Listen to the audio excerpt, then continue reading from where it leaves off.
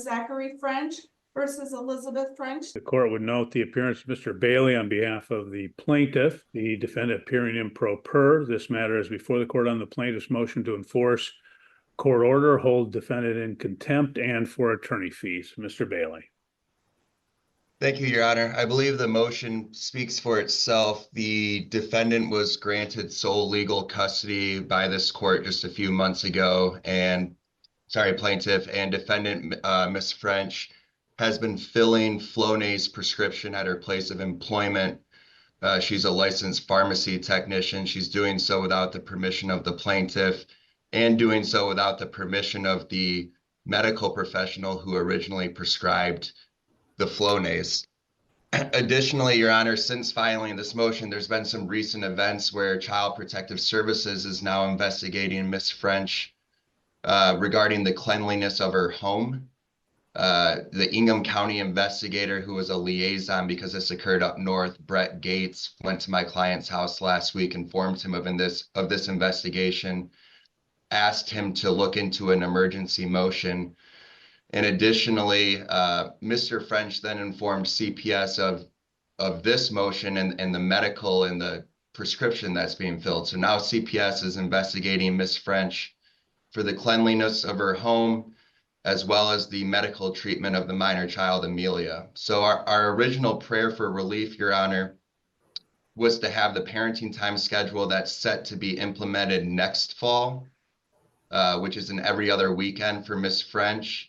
We wanted that to be implemented today just because of her lack of discretion with this minor child, the medical care without a medical professional's advice or consent, as well as without Mr. French's consent. But now with CPS investigating this matter even further, we believe a suspension of parenting time may be adequate for a couple of weeks until we can get this investigation resolved. As a result of filing this motion, my client incurred $1,360 in attorney fees, and we would request that Ms. French pay that to the plaintiff for having to file this motion to enforce court order. Thank you. Thank you. Ms. French, how are you able to, and why do you believe that you're able to acquire medical, attention or medicine for the child when you do not have legal custody? I did not know I was unable to fill my daughter's prescribed prescription. That was not explained to me. These prescriptions are fully legal and were sent in by the provider. And the one that Mr. French seems to think is a false script was sent in twice on 6/24 at 1:03 p.m. and 1:06 p.m. I was not at work at this time. Other people have typed these prescriptions and were filled by other individuals. I picked it up and I provided the Flonase for Mr. French's household and my own, because Mr. French refuses to fill the prescription for our daughter. Okay. Well, in this particular matter, when you do not have legal custody, you cannot acquire medical treatment for the child, except instances where it would be an emergency situation, such as an accident or something of that nature that occurred when the child was in your care. You cannot acquire routine medical attention or anything of that nature. So I am unable to pick up her prescriptions. You're unable to do anything other than emergency medical treatment. Okay, I do apologize. I was unaware of that. Okay, because the plaintiff has the sole ability to do that at this point. I'm not going to, in fact, suspend the parenting time at this point. Obviously, we don't know what's going to happen with the CPS investigation. It's not before the court. It's not in a motion, so I don't have it before me in this particular matter. Court at this point is not going to hold the defendant in contempt. She's given an explanation. I don't know the merits of it, other than it seems like that could be reasonable. So I'm not going to find her in contempt without having a hearing or having more information than I have. But court does find that it's appropriate to assess the attorney fees for these proceedings. As again, she said she wasn't aware of it, but that's her obligation to be informed of what's in the judgment as well.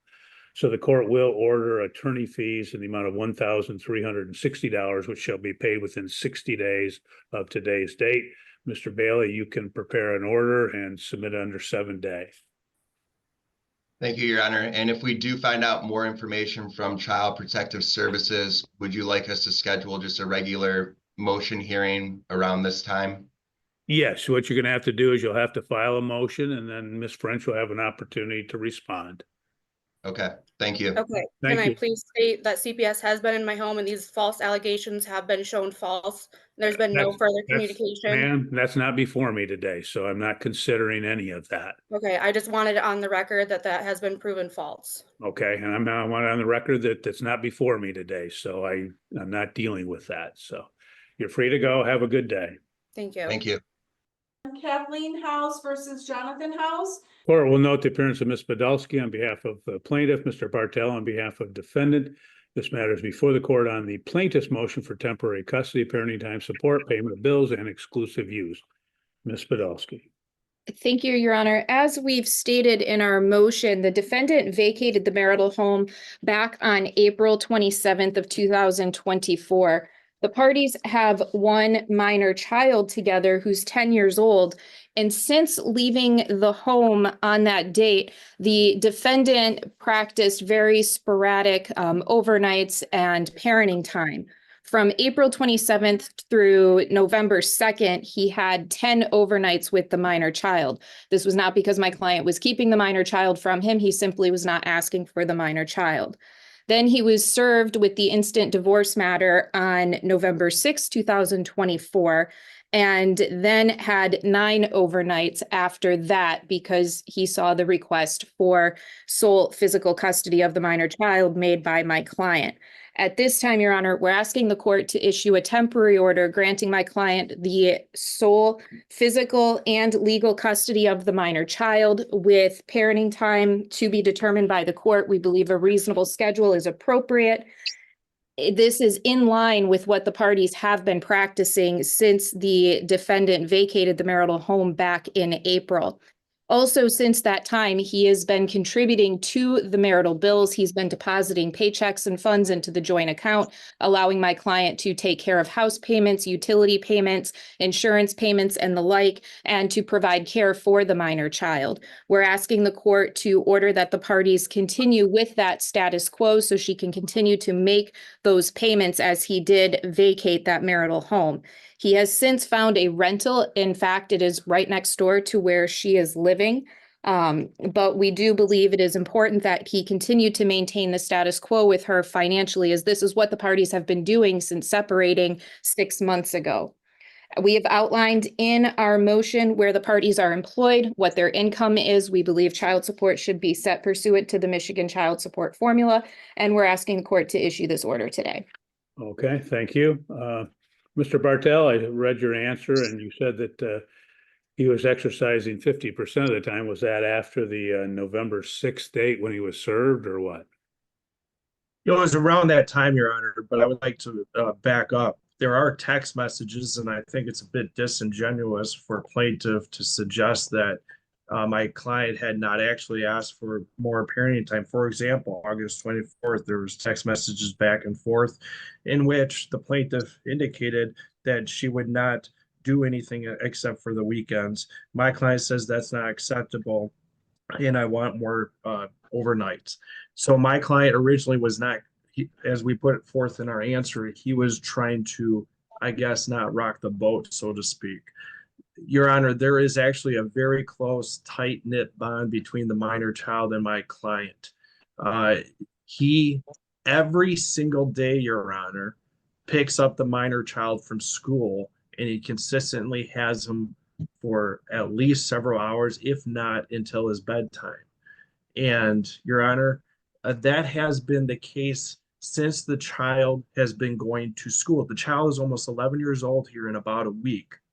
The child had a breakdown within the last couple of weeks because he's fearful that he's not going to have significant contacts with my client. My client did not want the minor child being put in the middle of this. All he said was, I'm not going anywhere. I'll be here. And he didn't want to get into the fight in court, at least the portrayal by plaintiff that he does not have significant ties with minor child. Your Honor, my client now does have roughly about 50-50. We don't deny for a number of months there, he did not have as many overnights, and it's not because of his own choosing. It is because of plaintiff and he didn't want to rock the boat. But let's not forget, for the first 10.5 years plus of the minor child's life, the significant contacts and everything that my client did with and for the defendant. He is significantly involved in the minor child's school. He goes to every school event. He helps them with his homework. He just recently, Your Honor, they went hunting again, and the minor child got his first buck. That is how close of a bond they have. I would suggest they have actually a closer bond than plaintiff does with the minor child. But my client knows and recognizes, despite that, it is in the child's best interest for them to continue on with what has historically been a 50-50, at least a 50-50 arrangement will be in the best interest of the minor child going forward. With regards to the expenses, your client, now that we're in this action, I think things have changed. There is going to be child support that is going to be calculated. That is a change from what is before. Plaintiff does work. She wants to be in the house. She wants the exclusive use of the house. My client does not disagree with that and is fine with that. But she should pay for everything related to the house. My client has his own place that he has to pay for, and they can be responsible for their own respective bills, such as cell phones, etc., which my client had been paying for. So we would ask for there to be joint legal and physical custody in this matter, and for there to be alternating weeks for parenting time. I would also like to note my client's parents have heavily been involved in this matter with the minor child, and I note that because there are many times, even of recent, that plaintiff is asking my client's parents to help out if they both are at work. The plaintiff went back to work approximately 4, 5, 6 weeks after she gave birth to the minor child. My client's parents watched the minor child every single day until the child went to school. Okay. And historically, like I said, since plaintiff works beyond when the pickup at school is, my client has always picked up the child, always. And we wish that for the roughly 50-50 to continue forward. That's in the best interest of the minor child. If anything, this minor child is going to be devastated if plaintiff gets her way. And there is no doubt that the minor child wants to have that significant time with my client, and that should continue forward, notwithstanding the several months that plaintiff wanted control in this matter. And it became very clear what she was doing retrospectively. Okay, thank you. Ms. Podolsky, any response? Thank you, Your Honor. If the defendant were concerned about the minor child's devastation, he would not have left 6 months ago and then stopped seeing him on a regular basis. Instead, as counsel stated, he didn't want to rock the boat and he didn't do anything for 6 months. Your Honor, the reason why my client was concerned about weekends and weekdays and continues to be concerned about weekdays is because the defendant works at 5:30 in the morning. On the nights when he has kept the minor child during the week, during these last 3 weeks since being served, the minor child is coming back to her, going to school cranky, moody, snarky, disrespectful to her. And that's a significant concern. That's just going to lead us down a tricky path with school. It can lead towards poor performance in school and this mood continuing in school. So we don't believe that overnights during the week would be appropriate because of that work schedule. And yes, my client does work outside of the home and has gone back to work since the minor child was born 10 and a half years ago. And we're not going to shame her for working outside of the home. The parties did use the defendant's parents as childcare, and she's continued to remain in contact with his parents. She's not divorcing them. them. These parties are getting divorced. She's maintained a civil relationship with them so they can continue to have a relationship with their grandson. So, Your Honor, we do believe our request is appropriate and is in line with what these parties have been practicing for the last 6 months. Your Honor, can I just make note? Hold on a Oh, I'm second. sorry. Unless you had a question. Ms. Podolsky, do you acknowledge that the defendant has been picking up the child from school and having him each day? He has, it's not every day. He has picked up I the minor understand. child. Yes, but yes, Okay. he has picked up the minor child after school. Okay, Mr. Bartel, what else did you want to add? I just want to briefly respond to a couple things. Number one, with regards to the teacher thing, my client last week actually, we knew this was going to be brought up. He spoke directly with the teacher, and the teacher said there has been no moodiness or change with regards to the minor child. I would suggest 50-50, and the court wants an evidentiary hearing that would be fine to show this lie that now is being peddled by the plaintiff. The child has been fine, but with regards to that, Your Honor, I would also make two notations. My client's parents, if need be, are willing to watch the child for that half hour or so while he goes to work.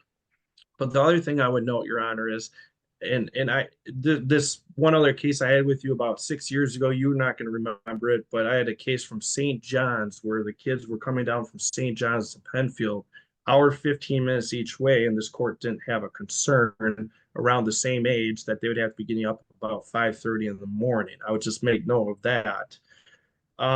Finally, Your Honor, my client has been picking up the child every single day after school. Who else is? Plaintiff is working. That's just not true, Your Honor. Okay. And my client has consistently every single day seen the child since he's left the marital home. And Okay. I don't need it. I don't need anything else, Yeah. Mr. Bartel. Obviously, your memory is much better than mine from a case that's long ago. So I have not much stuck out. recollection. In this case, however, the court does note, as acknowledged by the plaintiff, that the defendant has been picking up the child after school, having him in the evening. So it does appear that both of the parties are heavily involved with the child, notwithstanding a period of months where, after the separation, where he maybe didn't have the child on an overnight basis. The court does believe that, based upon what's been presented at this point, that there is an established custodial environment with both parties. So what the court is going to do is grant to the parties joint legal and joint physical custody. The parenting time shall be in alternating weeks, commencing at 6:00 p.m. on Friday and then proceeding to the next Friday, with each of the parties having a midweek on the week that the other party has the child. The court would set support pursuant to the support guidelines, order that the parties would exchange all income information within 7 days of today's date, so that we can have a calculation of the support. The court would grant to the plaintiff exclusive use of the home and make her responsible for all the expenses, mortgage, taxes, insurance on the home while she's in possession of that. That will be the order. Ms. Podolsky, you can prepare that and submit it under a 7-day notice. Thank you. Okay, thank you all. You're free to go. Have a good day. All right, thank you. You too. Mary Aldering versus Stephen Smith. Court will note the appearance of Ms. Podolsky on behalf of the plaintiff. This matter is before the court on the plaintiff's motion regarding parenting time and supervision. The court notes that this matter was originally set last week on November 25th, 2024, and adjourned 1 week at the request of the defendant. Again, the matter before the court is a motion regarding parenting time supervision. Ms. Podolsky, you can proceed. Thank you, Your Honor. We were actually initially back in court several weeks ago. The court made a ruling regarding custody, parenting time, support, and supervision. In that ruling, the court ordered that defendant's mother would provide supervision for defendant's parenting time. That was something she was initially willing to do. However, as we've stated in our motion, that is not something that she is comfortable doing any longer.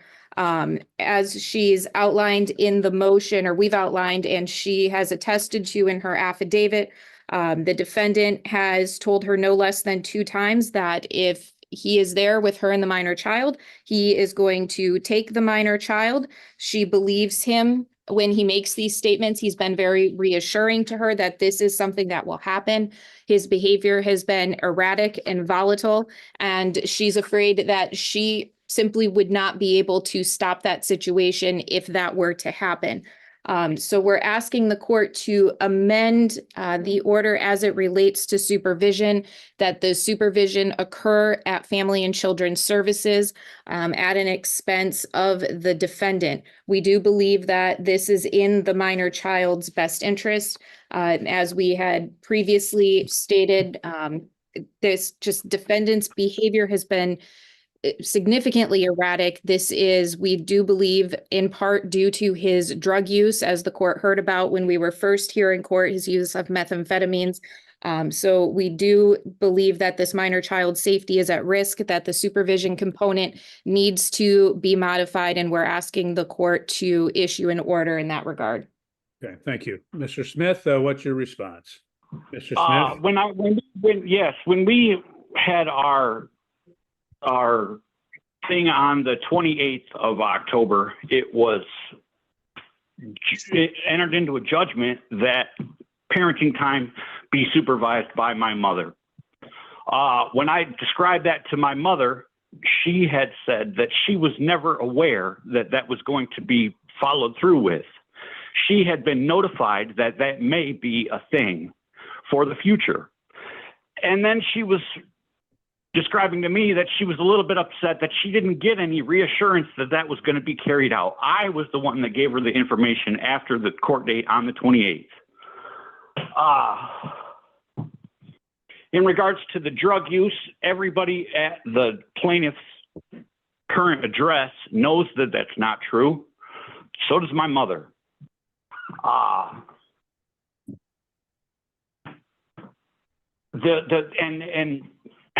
It's already been declared that at 42 years of age and not once prior have I needed to have supervision to see my children. It's been awarded to the plaintiff in this matter.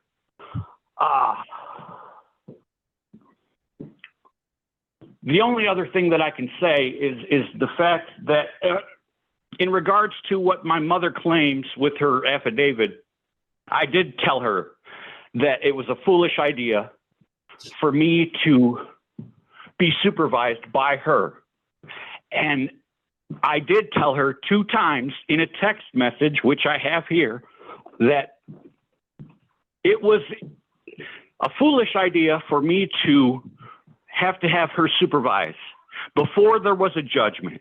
And if I got a hold of my son, I had no intention of returning him, because that's the exact same way that he was taken from me. In this case, now they're pushing for psychological evaluation. I have those from the plaintiff, from the plaintiff's counselor that she regularly sees, several packets of paper. I've got journal entries over here that declare that nothing for her to fear would come from me.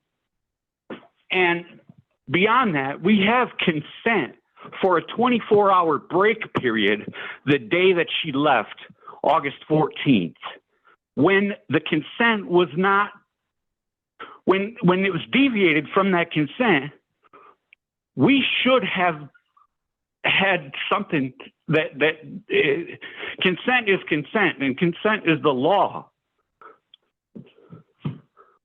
Okay. Anything else, sir?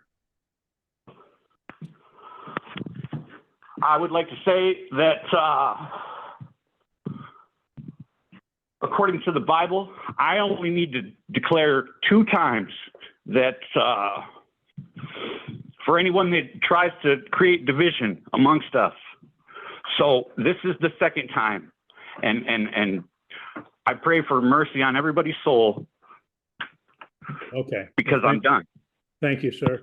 Well, in this case, the defendant has acknowledged that he did say it was his intent to not return the child. He just stated that. And as a result, prior to his judgment, prior to the judgment. Okay, that's a concern in this matter. There is an order from the hearing on from October 28th, 2024, ordering supervised parenting time. And the court is not going to change that order. And it does appear that the defendant's mother is not able to, or unwilling to, or just not able to at this particular point. So the court will grant the request to have the parenting time supervised by Family Children Services. And I say initially, at this time, the court will do so for approximately 3 months. And at that time, the defendant can petition to have that modified, provided everything is going well with the parenting time. And then at that time, we'd have to potentially look at a supervisor. But if we get a report from Family Children Services, then that may change as well. So that's all I'm going to order at this time. Ms. Podolsky, you can prepare that order and submit under a 7-day notice of entry. Thank you. Thank you. You're free to go. Have a good day. Thank you. Brittany Mackey versus Kyrie Dukes. Court will note the appearance of Ms. Podolsky on behalf of the defendant. The plaintiff has not appeared. It is now 9:32 a.m. and the matter was set for 9 o'clock a.m. The court has not received an answer either. This matter is before the court on the defendant's motion to modify custody, parenting time, and support. Ms. Podolsky, the court cannot modify custody without an evidentiary hearing, although the court does find, based upon the pleadings, sufficient proper cause or change in circumstances to meet the Vadvarka threshold for an evidentiary hearing. So the court will again have to schedule that. We'll be in touch with your office, Ms. Podolsky. Until the evidentiary hearing occurs, the court will order that the plaintiff's parenting time would be supervised by her parents, and that a court will also order that the children would have no contact whatsoever with Alan Mitchell in this matter. And the court would, at this point, would suspend the defendant's support pending that evidentiary hearing. So you can do that as well. Thank you. Have it back to the date of the notice of the motion. Thank you. Anything else, Ms. Podolsky? Nothing for today's purposes. Thank Okay. you. Thank you. You're free to go. Have a good day. Thank you. And David Carney versus Shauna Carney. Court will note the appearance of Ms. Moss on behalf of the defendant. This matter is before the court on the defendant's motion for temporary custody, parenting time, and support. Ms. Moss. Thank you, Your Honor. Good morning. We are asking for sole physical and legal custody to be with my client. She's had the established custodial environment since the parties separated in March, and she was the primary caregiver even before that separation. In the beginning of August, plaintiff committed is charged with assault with a dangerous weapon and domestic violence against my client. And associated with that criminal case, there is a PA 53. Also at the beginning of August, he threatened to take my client and her 2 children, ages 7 and 3, to their mobile home and burn it down. I must note that he has previous convictions for arson, so this felt like a very credible threat. There's a history of domestic violence and abuse between the parties. Between that and the established EC with my client, we feel that sole legal and sole physical custody to my client's appropriate. However, my client is very willing to facilitate parenting time as long as it is supervised.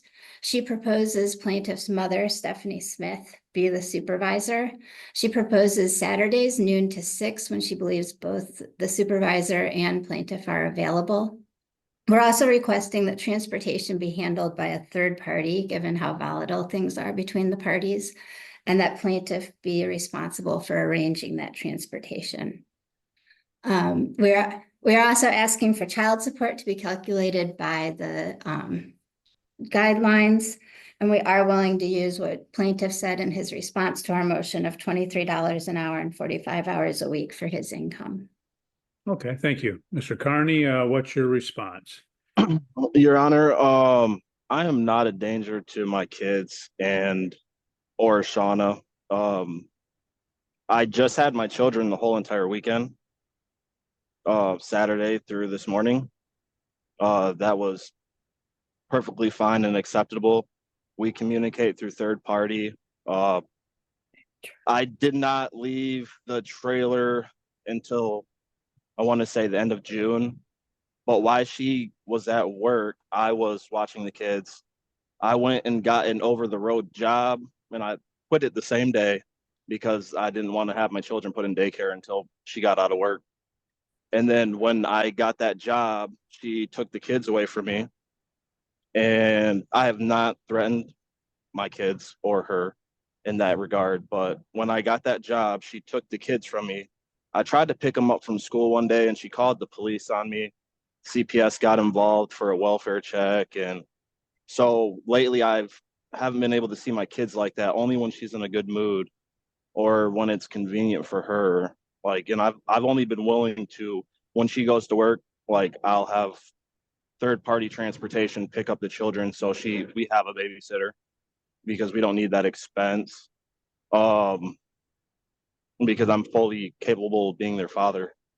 As part as the case goes, I've replaced her window that I broke on the vehicle, and that I've put myself in Summit Point. I see a counselor. I'm on medication. I'm not suicidal, and I've got notes I can get a note from Summit Point saying that I'm there on my own behalf to make myself, better mentally. I just want to be a father, and lately I haven't been able to in the past couple months because the PA 53, and then she's threatened my bond as well if I don't return the kids. If I pick them up from school and I don't return them on her time, then she'll threaten to call,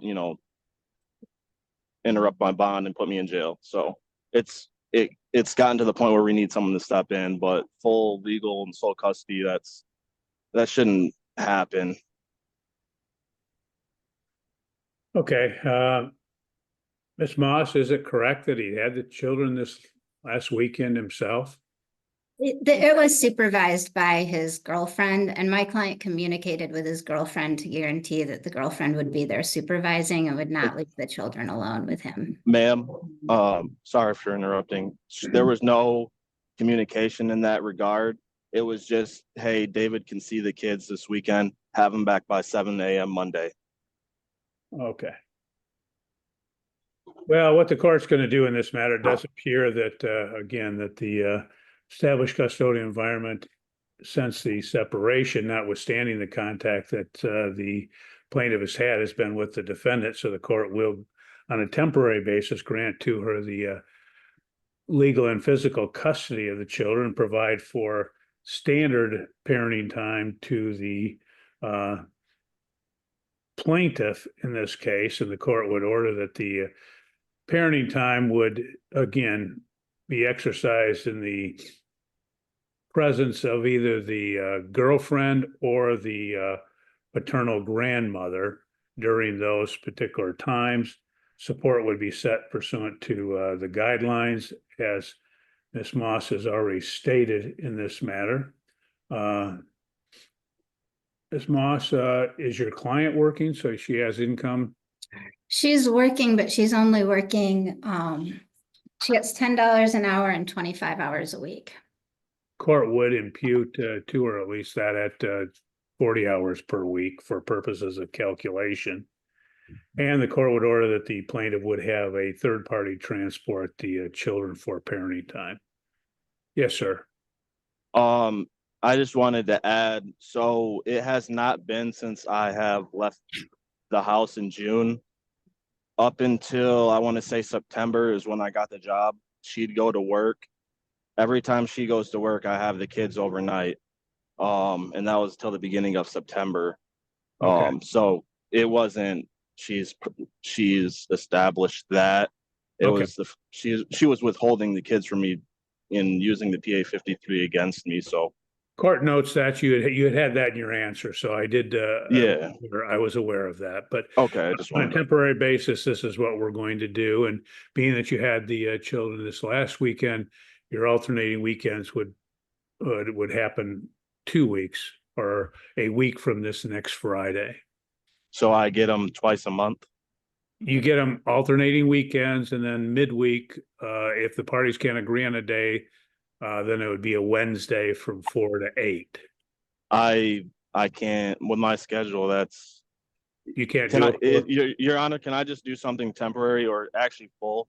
Can I give her full legal and physical custody? She's already And- got that. I've already ruled. But I want to give my rights to her as like I don't want any rights.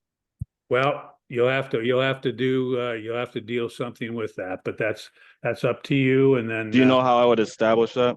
I'm not going to give you legal advice. There's ways that you can go about that, but you'll have to do that. You might Okay. want to contact Miss Moss and make arrangements with her. Yes, I would love to do that. Okay, you can call her and make arrangements. Miss Moss, you can prepare the order, submit under 7 day. Your Honor, can I just clarify? I want to make sure I understood that we're imputing 40 hours per week at $10 per hour? Yes, yes. Okay, thank you. Okay, thank you. Have a good day. You too. Chelsea Joswiak versus Ryan Joswiak. Court will note the appearance of Ms. Henderson on behalf of the defendant. This matter is before the court on the plaintiff's motion to terminate counseling with Ms. Katz. Go ahead, Ms. Joswiak. On or around September 6th, I received a letter from Ms. Katz stating that she would be retiring November 30th and that the practice would be closed. She even goes on to state that she can help with referrals and your records. So I took that as we would no longer be using her services. And then I was required to have 2 Zoom meetings with Ms. Katz and the defendant. And the second meeting, it ended with Ms. Katz saying that she is backing out of this, that we do not want to work together. She said, you two do not want to try. You don't care enough about your child's best interest. She feels sorry for our children and there's nothing else she can do. She quits. I then asked who she was speaking to, and she said both of us. By the end of the Zoom, it then led to, Ryan, I'll see you on Friday. We have an appointment. So insert the bias treatment that was received several times over this. Also in the letter, I didn't get any information that Ms. Katz would be servicing people separately after retiring, although the defendant's motion claims that the defendant and the children can continue going if they are willing. All parties know the children are not willing. Last I was told, they didn't attend 2 of the sessions. They refused to go into the room. Since then, the defendant and I have both put my son's personal counseling on pause as he does not want to speak. So that would make him unwilling. And my daughter doesn't want to go either.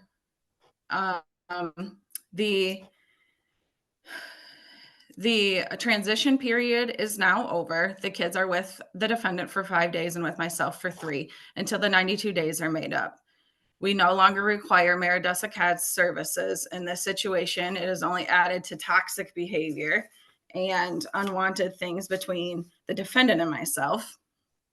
Also, I believe that this is retaliation on her side, as Dr. Hogan is under investigation regarding this case, and so is Maridessa for discrimination, unethical practicing, possible dual relationship, and bias counseling.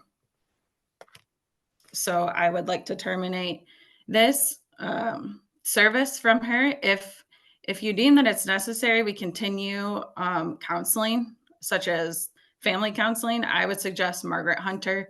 She's had success with many people in this same situation. Thank you. Okay, thank you. Ms. Henderson? Thank you, Your Honor. As we stated in our written response, Ms. Katz is willing to continue working on a part-time basis, even though she is retiring from full-time practice, specifically with defendant and the minor children. It is correct that due to the breakdown of the relationship between Ms. Joswiak and Ms. Katz is no longer willing to work with Ms. Joswiak, and that's largely due to her belligerent behavior during the sessions. There is a motion that was scheduled for next week in front of your honor due to the concerns that were expressed by Ms. Katz regarding Ms. Jazwiak's behavior. So at this point, your honor, we would not object to Ms. Katz not working with Ms. Jazwiak anymore. But we're asking that my client be allowed to continue working with Ms. Katz on a part-time basis as well as minor children if they're willing. Okay. Well, in this case, court would note that I've had obviously Ms. Katz as well as Ms. Hunter in my court numerous times before, and I've always found both of them to be very professional and objective in the case. Not to say that there hasn't been disputes, as there obviously was in this particular matter when they find that they can't work with a particular party.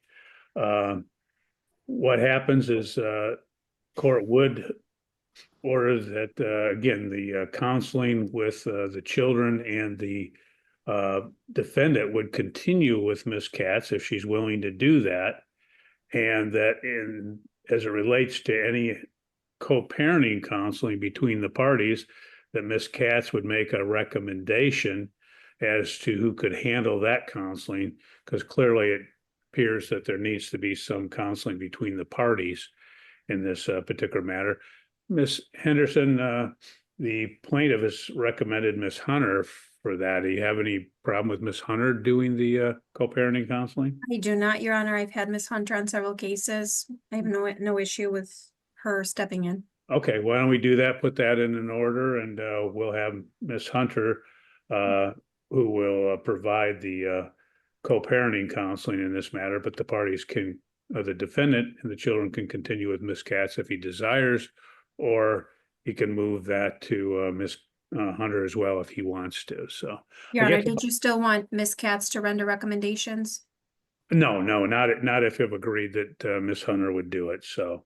No, I have no issues with Ms. Hunter. I've had her on several cases. Okay. Why don't we do that? I guess I'll ask Ms. Henderson. I know it's not your motion, but I'll ask that you would prepare the order and submit under 7 days. So that gets completed. Yes, your honor. Okay. Thank you. You're free to go. Have a good day. Thank you. Leslie Odell versus Robert Keach. This matter is before the court on the plaintiff's objection to the referee order.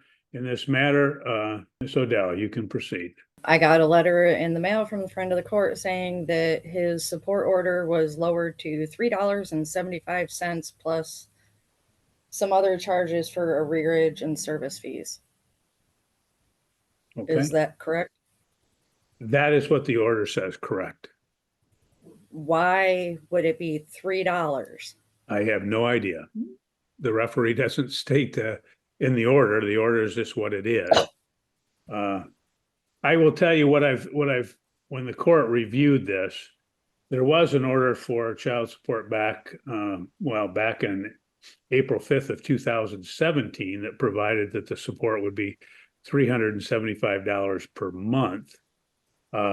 Then somehow it got to the $3.75 under the current order. I don't know where the $3.75 came from. I can't find anything in the file as to how that would come.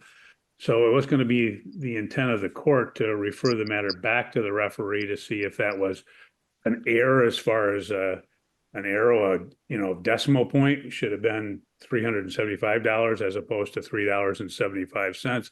I just don't know based upon the file. So. Well, I doubt it was a typo unless they typoed it several times, because it states, as of November 1st, 2024, the respondent shall pay $27.25 monthly, and then it breaks it down into the different categories. Right. But I don't know if it was just, like I say, an error from the earlier order, or if that's what the intent was of the referee. I don't know. Okay. So I'm gonna refer it back for an explanation as to where that came from. Okay. Okay. So would we find out on, I think it was December 20th, the meeting was adjourned to?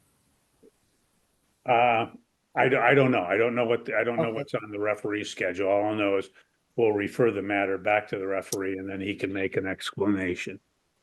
Okay. Okay. All right. Thank you. Okay. Thank you. Thank you both. You're free to go. Have a good day. All right. Thank you. Janelle Smith versus James McKinley. Mr. McKinley, if you could find a place to sit down, it's very disconcerting with the camera moving. This matter is before the court on the plaintiff's motion to set aside referee recommendation.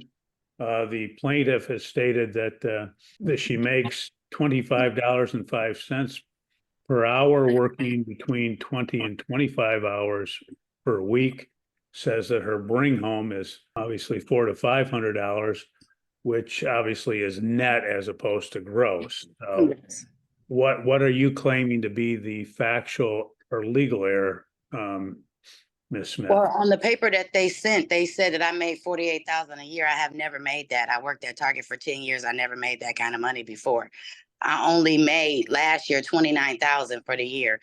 And I only made this year so far, it said $32,000 for my gross and $28,000 for my net pay. And I only get 4 more checks. So I don't care that they lowered the child support. That's fine. But I need them to have my gross in there right, because it's making it look like I'm making way more money than what I'm actually making.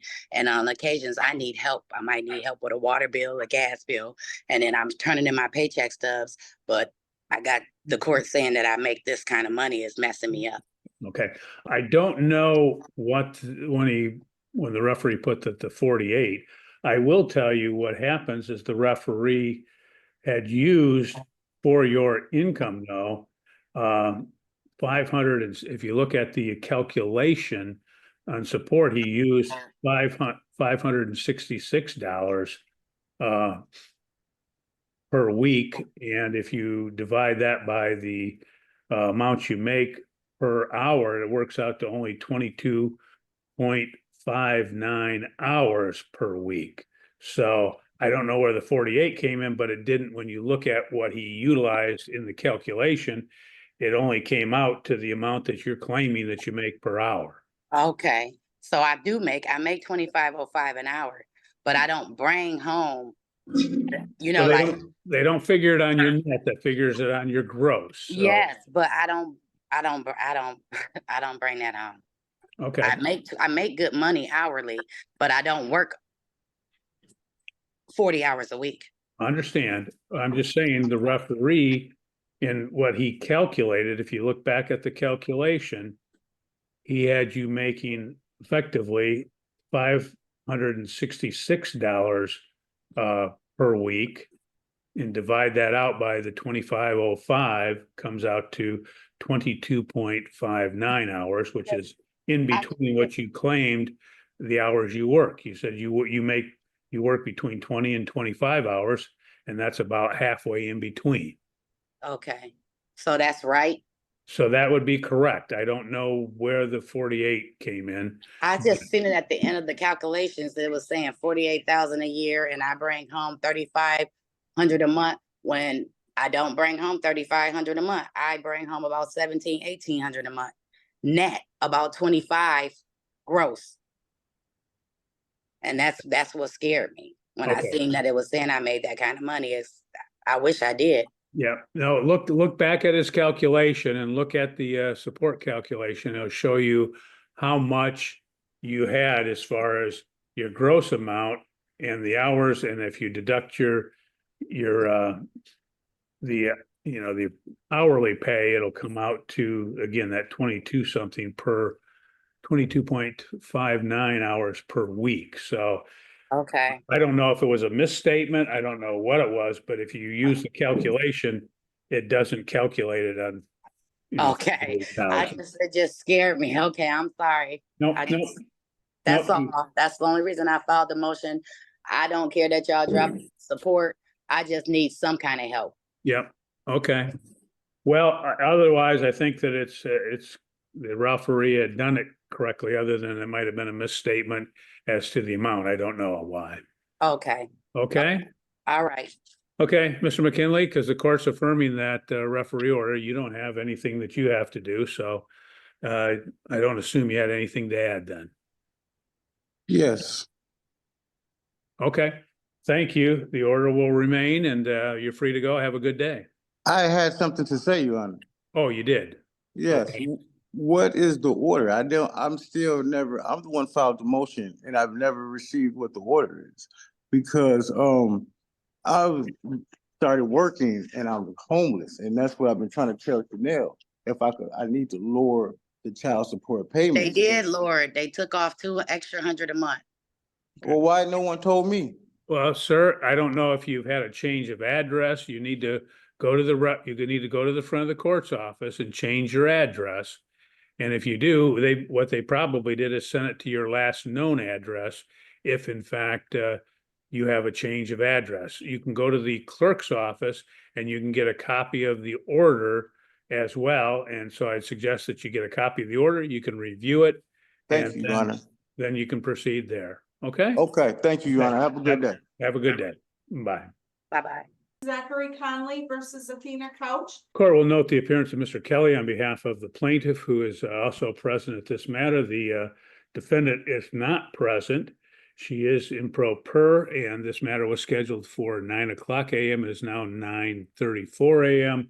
As a result, the court will enter the motion before the court is for entry of the final orders. The court will enter those final orders. That will complete the case. So you're free to go, and best of luck to everybody. Your Honor, two minor things. On page 2 of the judgment under paragraph B, during the week when it's his weekend, parenting time was Wednesday. I have it in there Wednesday 4 to 6. I believe it was supposed to be 4 to 8. If the court could make that small correction, and then that should be it. Okay, we will. I'll try to catch that and correct it. Okay, that's on page 2, paragraph B. The only thing would be is if I'm not able to, based upon the way it's formatted, that would be the only problem. Okay, if you could let me know, I'll be happy to help out in any way I can. We will. Thank you, Your Honor. Okay, thank you. Have a good day. You too.